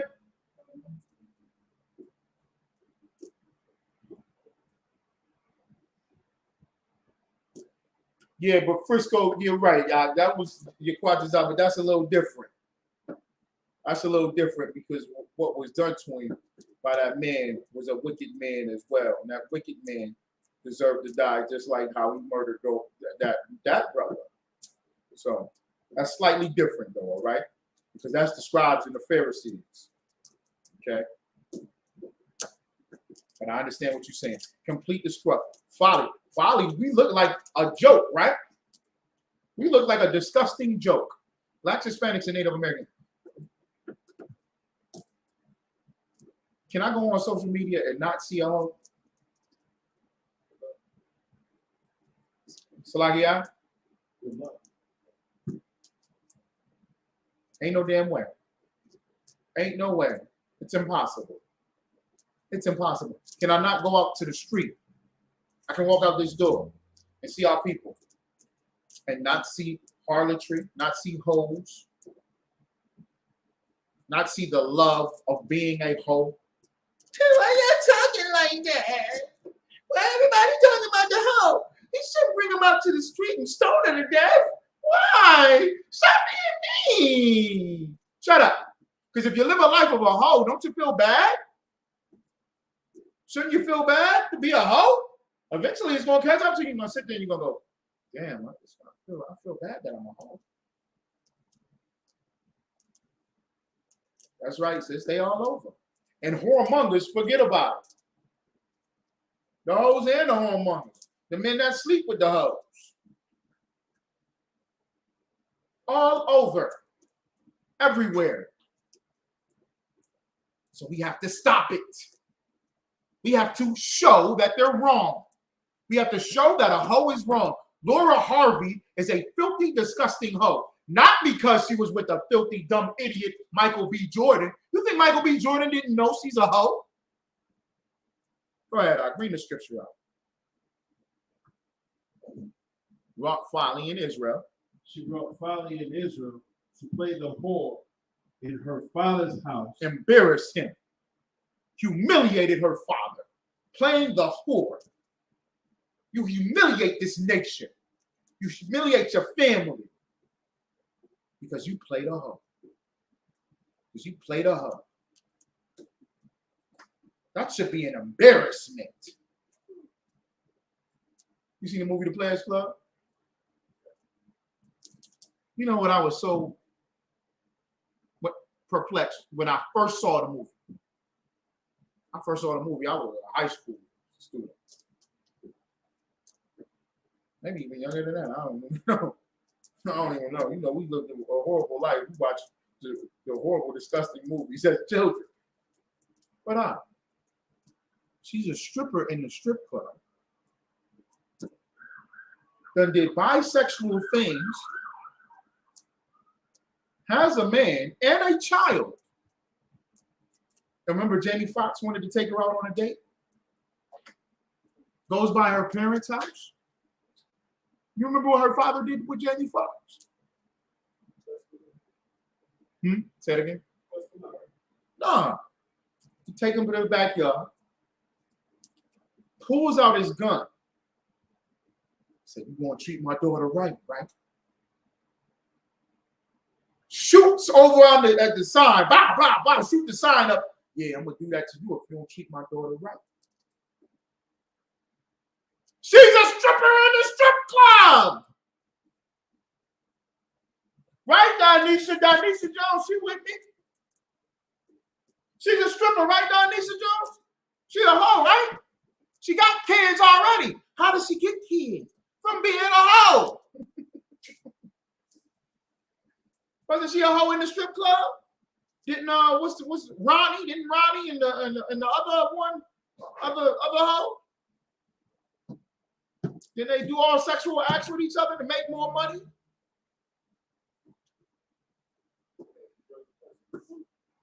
They used drugs. She got drunk. They sniffed coke, smoked weed.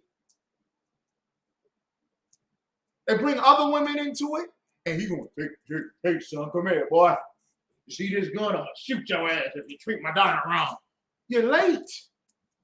You're too late, brother. It's done. Your daughter, what you talking about? You need to show him brotherhood by saying what?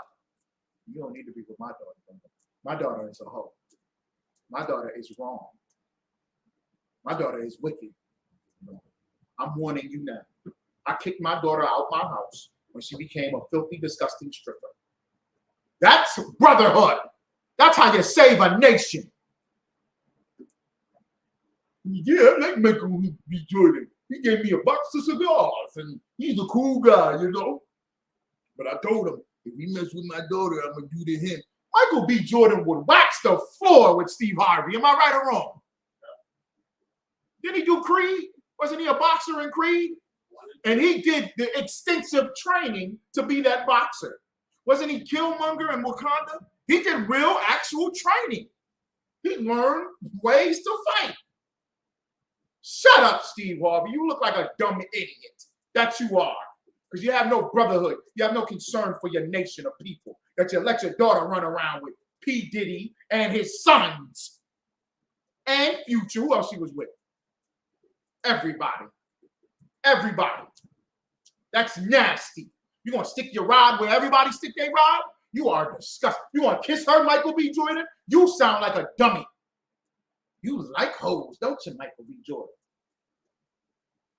And General Hyman is right. I remember when Michael B. Jordan was asked, "Do you date white women?" And he was, who I love is who I love.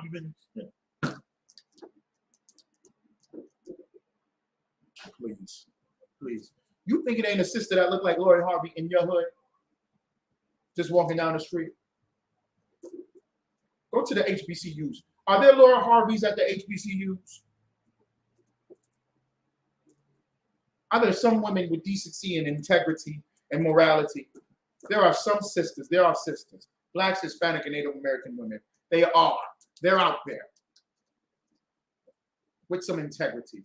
Look just like Laura Harvey. Matter of fact, they look better. They look better.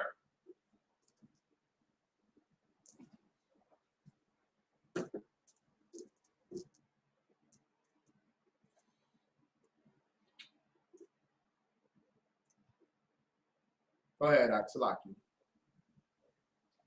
Poor in her father's house. Poor in her father's house. So shalt thou put evil away So thou from shalt amongst you. put evil away from amongst you.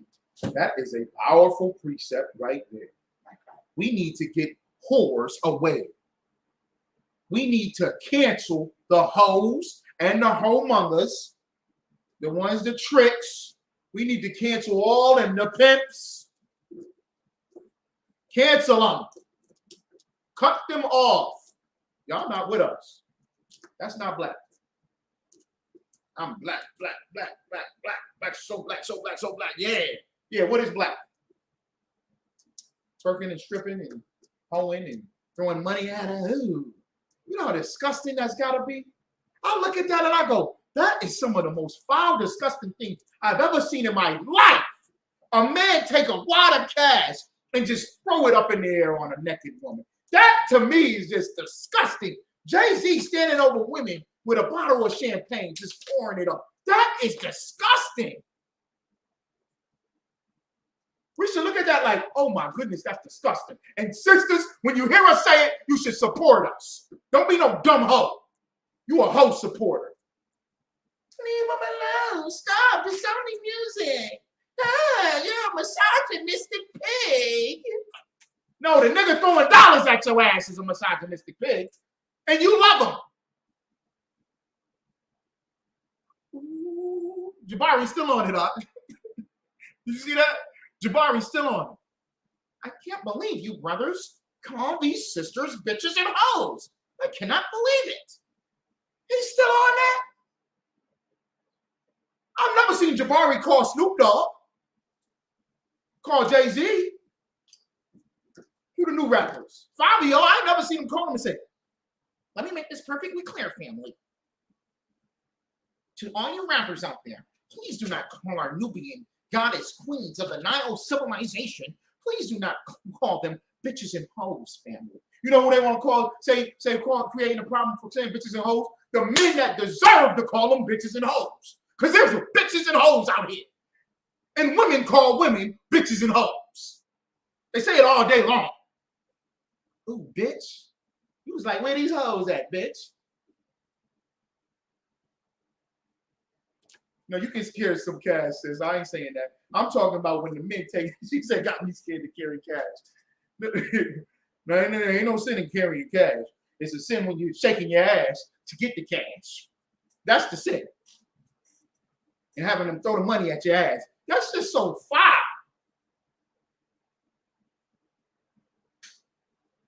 We gotta cut this hoism out.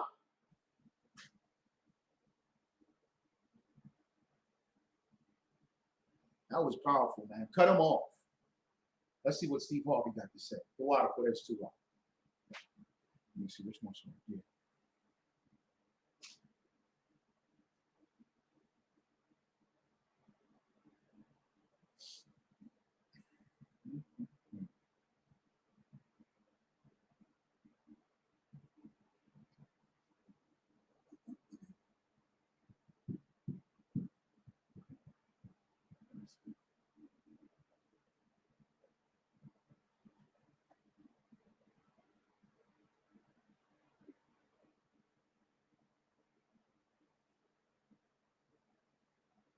Mr. Potato Head. Things happen. It's hard to be young and in the limelight and have a successful relationship. Following Lori Harvey and Michael B. Jordan's breakup, the men want to hear from is Lori's dad, Steve Harvey. Steve has been very open in the past about the relationship. Now, you know Steve Harvey is not her biological father. Marjorie has been with drug dealers. Look up her history. Look at her belt. She got a lot of notches under her belt.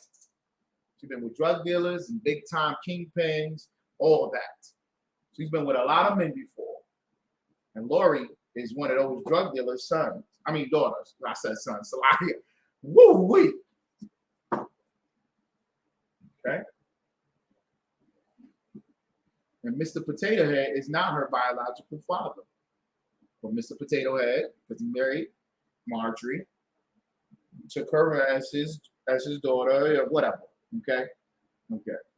Often singling Michael out for some good-natured jokes. So naturally, everyone is anxious to know what he thinks of the split. And he gives fans his take on the Steve Harvey Morning Show. And his tone is basically, it is what it is. But first, he wants to make this about him. You want to talk about it? Yeah, we can talk about it. Okay, so how you What's feeling going on? right now with it? Yeah, you're fine. I'm fine. It changed my life, man. I still gotta go to work. I still gotta take the calls. I still gotta take care of my family. Oh no, man, I heard about it. You know, well, you know, I mean, I'm Team Lori, so I mean, I'm Team Lori, 1,000%. You know, she's my daughter. I love her. I support her. You know, he's still a cool guy. You know. I mean, you know, so I mean, it's a breakup, you know. And you're right. Steve, who's been married 3 times, even adds that he should look at Lori and Michael's split as a breakup life hack. I just wish I could have broke up without the cost factor. It's about you. We're trying to make sure Lori. I gotta learn from my children. Get out here. I waited way too late. Lori and Michael first sparked romance rumors in late 2020, shortly before going Instagram official in January 2021. However, since recently calling it quits, Lori has deleted her post with Michael from Instagram. As for the Black Panther star's post-breakup activity, he stepped out for Game 2 of the 2022 NBA Finals in San Francisco, California on June 5th. An eyewitness exclusively told me news of the actor, MPJ went right to his seat upon arrival. He didn't do much cheering. He wasn't his usual excited self tonight.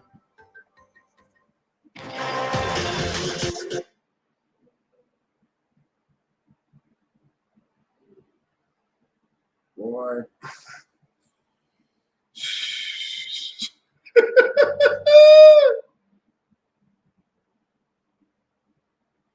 Horrible, man. Disgusting. Cat is disgusting, bro.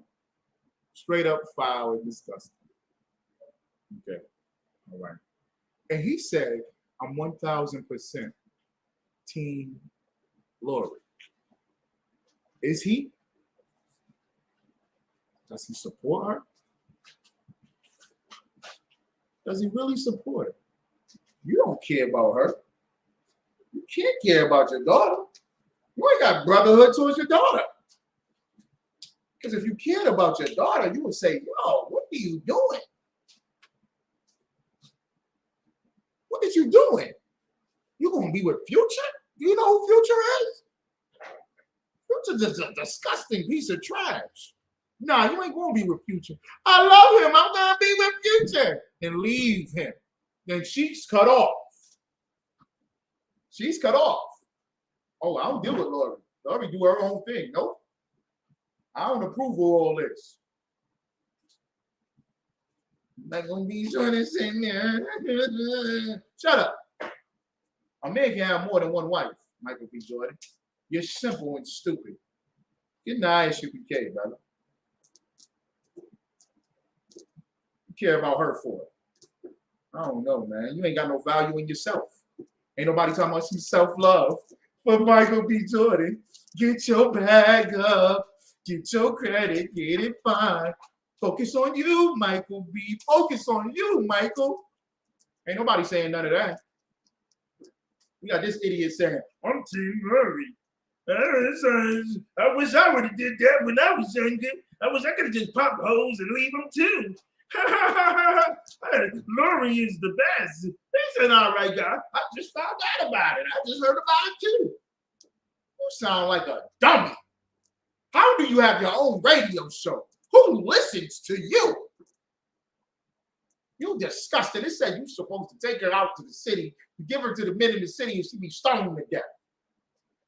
That's our culture. I'm not saying we're going to do that. But at least we should stone her verbally and say that she's a hoe when she's wrong. And cut her off from our people.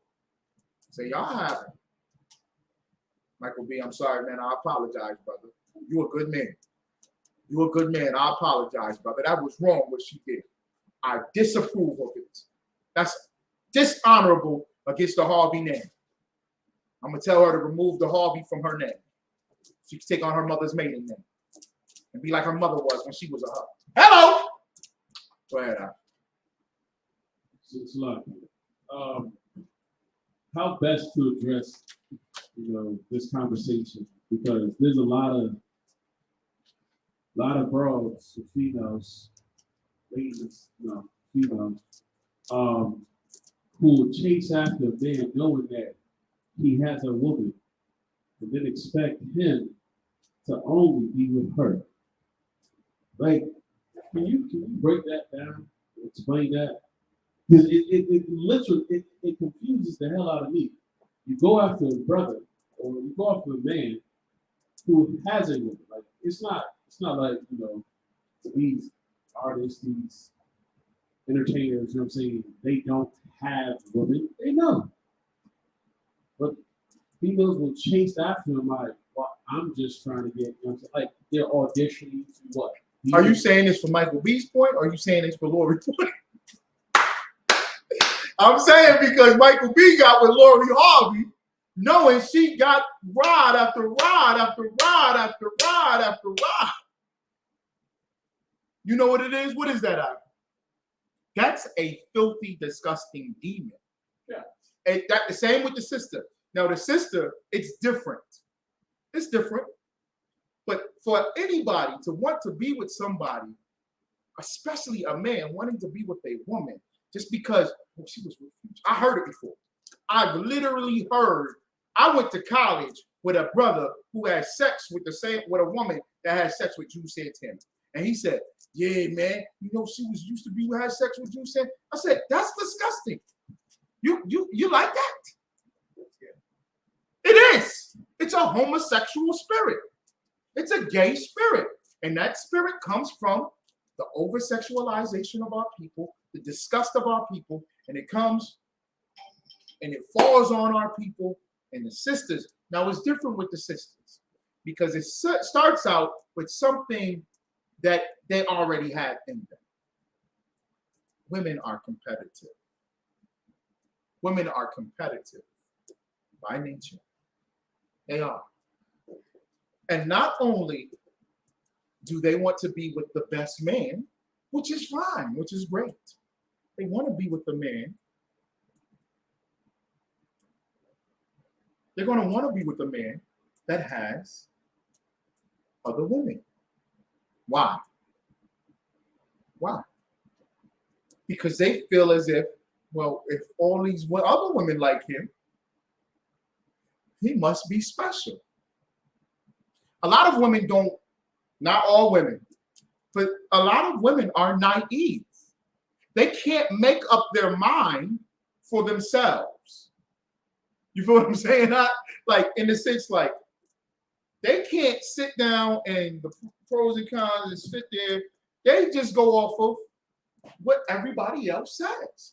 The vast majority of women just follow a wave. Am I right? Women just go like this.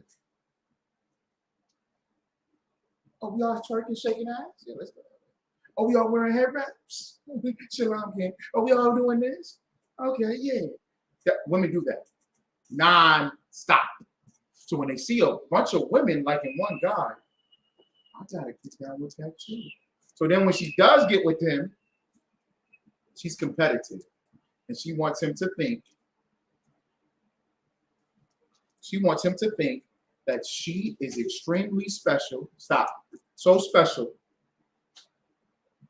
that she can change him. Now that's where the demon comes in. This is just me watching it. The demon comes into where she wants to rule over him and tell him, you can't have any other women. Why? Because that gives her power and authority over him, whom all these other women love and adore and want to be with, or that they're already with him. So it will give her a power. Women get this demon of power on them, to where they just want to rule over a man. And sisters, when that demon starts whispering in your ear, let's change our belief system. Let's change what he follows, and he all about this. I'm talking about in righteousness. If you're with a man and he's not in the school, bring him to the truth. That's what the scriptures say. But you want to do this, you want to change him, you want to do this and rule, you just want to rule over him, you can't have another woman. That's because she wants power and authority over him. And in a sense, she can turn to the other women and say, ha ha, I got him and you don't. Which goes against what? Which goes against what, Lawar? Yes. Yes, give me my hand. It goes against sisterhood.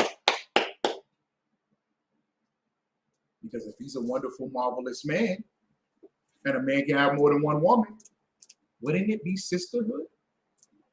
That he has another woman and you're not involved with destroying that? That's sisterhood. Sisters, they will put everything out there, but a black woman deal with this insecurity. We got to deal with this and that. And now we got to just accept that a man can have more than one wife. That's not right.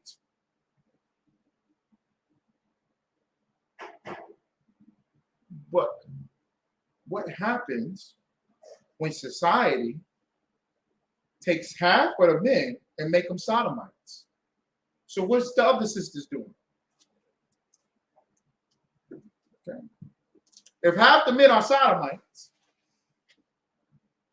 half the men you can't get to because they're incarcerated, or they on the other side of the planet, or these men don't like sisters. What is it? 20% of black men, they want to be with Edomite women and Chinese women. Go on, brother. Go. Go. Go. He hates you, sister. You don't want to be with him. So if you got 30% of men that's righteous, and you got 50% of women that want to be with a black man, you might have to be a sister. I don't get how sisters will sit there and say, my man is wonderful, and you single. This is in my opinion. I'm not saying that this is law. And you single, and you need somebody that's right. The sister going to say, my man can have more than one wife. I love you. You my sister. I see you need a man. Okay. Don't even say to have my man. Don't get with my man. Or we're going to see if y'all two court and that works out, y'all get counsel about it. Don't even do that. You sisters won't even say, get with a brother in the ISUPK.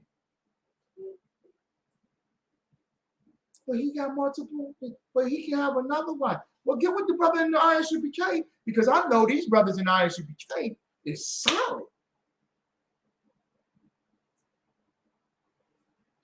It's just a demon that doesn't want this truth to persist or to continue. Doesn't want the righteousness of a man having multiple wives. Doesn't want just the strength of growing and building families, if that be so. These are just things. Now you don't have to. You don't have to. Sister, you don't want to be with a man in the ISUPK.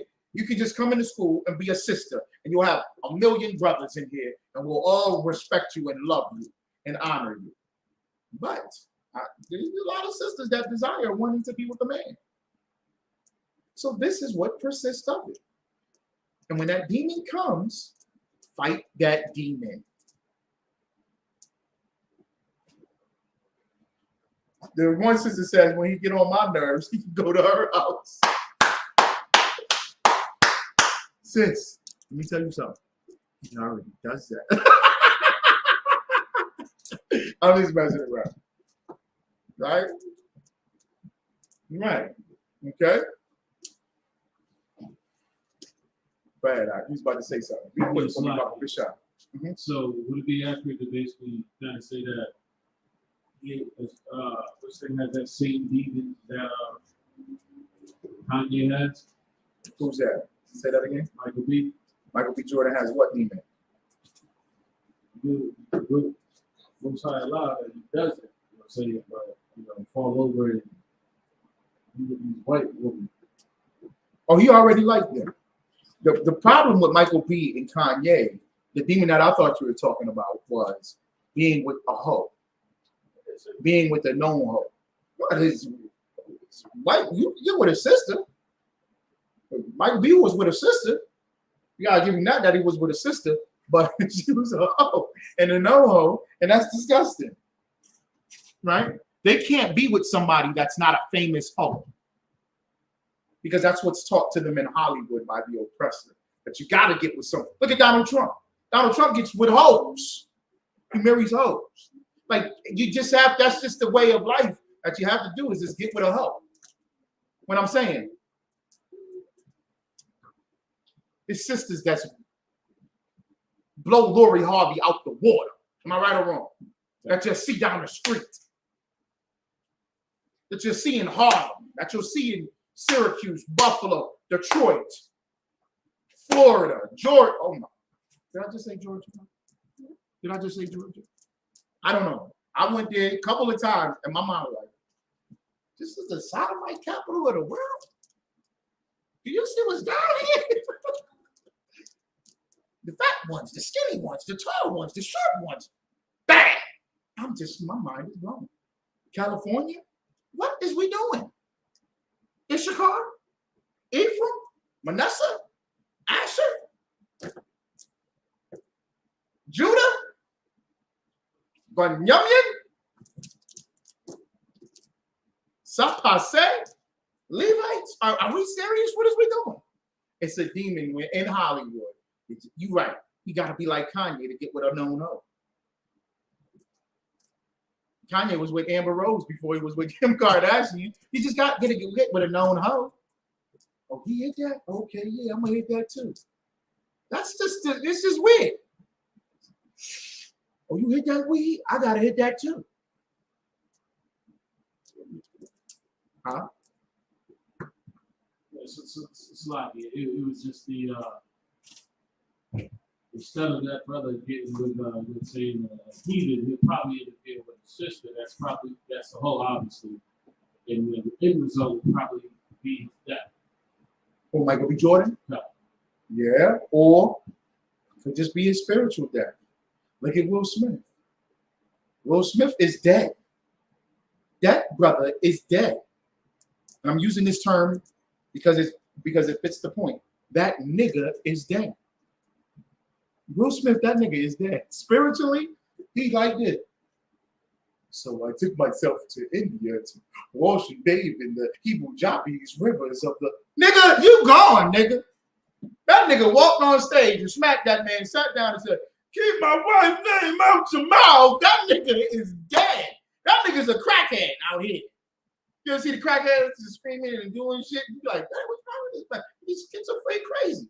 I just seen this crackhead just going like this, just talking to himself. Looked up at the sun, cussed the sun out. Leave me alone, nigga. I said, he's going, that's Will Smith. You're right. A hoe is going to, what does it say in the scriptures? She's a ditch, right? An endless pit. You done. And with that, I pass the class over to Priest and Officer Thou Wonderful. Clap it up.